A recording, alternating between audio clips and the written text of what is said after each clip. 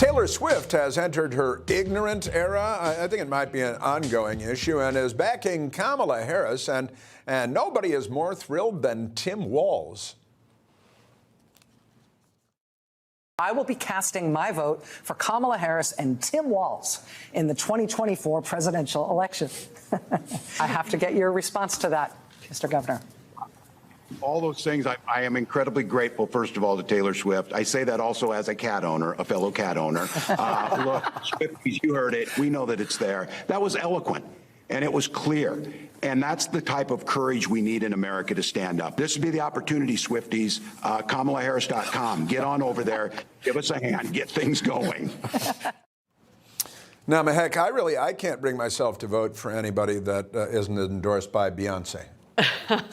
Look, I don't think this Hollywood elite is going to change the votes of Americans, because at the end of the day, they're not paying our grocery bills, they're not paying our gas, utilities, rent, you name it. So I think for Taylor Swift to come out and do this, look, I'm still going to go to her concerts, but she's not changing my mind, and most people aren't going to be following Taylor because she is in that elite class, Chris, that we cannot even understand, let alone afford.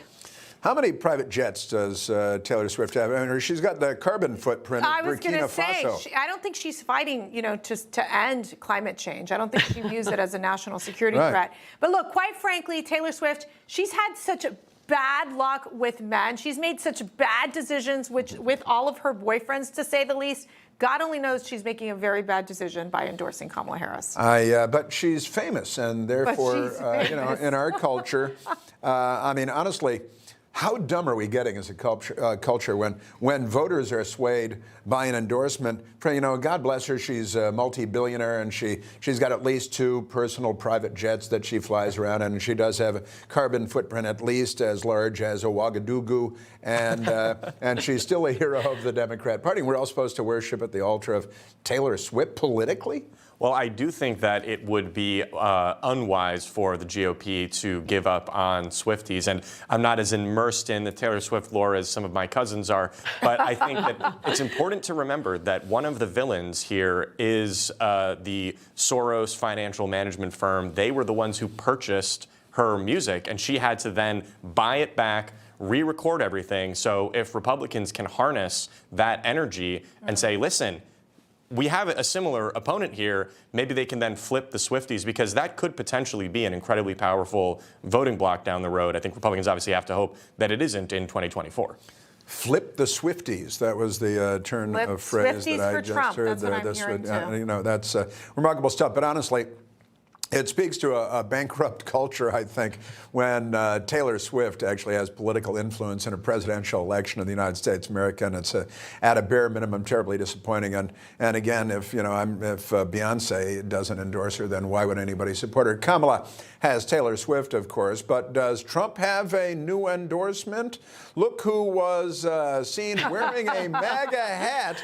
This actually happened, a MAGA hat in the swing state. It's a crucial swing state. No other state matters, of Pennsylvania today, the Keystone State, I believe. Quite remarkable stuff. Joe Biden at a firehouse, and somebody handed him a red baseball cap, and he figured, I'm at a firehouse, it's a red baseball cap, I'll just put it on top of my other baseball cap to try to keep his brain in place. Wow.